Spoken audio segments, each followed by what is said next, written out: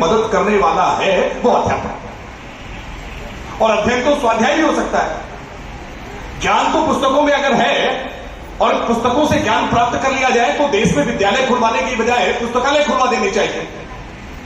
लेकिन क्या पुस्तकों के ज्ञान से ज्ञान प्राप्त किया जा सकता है?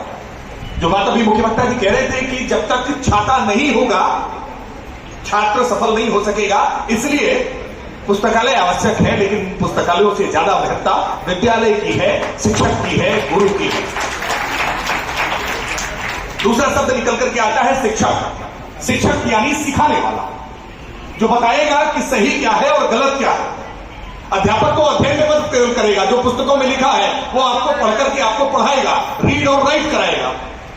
लेकिन शिक्षक आपको शिक्षा देगा कि इसमें सही क्या है और गलत क्या है, ये आपको सिखाने का काम शिक्षक करेगा। और तीसरी श्रेणी जो सबसे महत्वपूर्ण आती है वो गुरु की।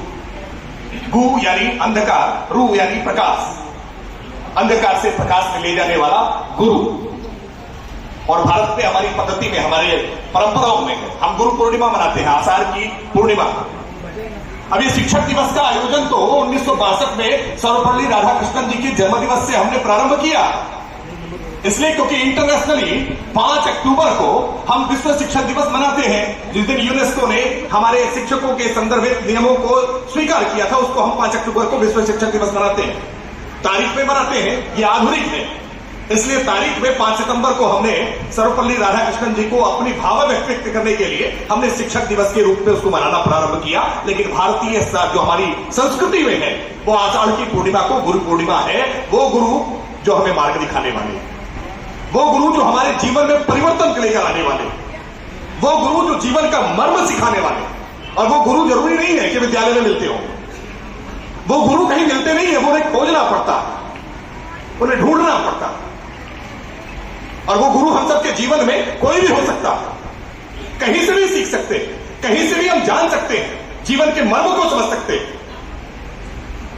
तो एक अध्यापक का शिक्षक बनना जरूरी है और एक शिक्षक का गुरु बनना जरूरी है। मैं मानता हूं कि आज की यह सम्मान की श्रृंखला इस आगे बढ़ने की श्रृंखला में शामिल होगी। यह सम्मान हमें इस दायित्व बोध को और बढ़ाने का काम करेगा कि अध्यापक शिक्षक की ओर अग्रसरित हो, शिक्षक गुरु की ओर अग्रसरित हो, ताकि यह समाज समृद्धता की ओर अग्रसरित हो। मैं इतनी बात के साथ अपनी वाणी को विराम दूंगा। बहुत बहुत धन्यवाद।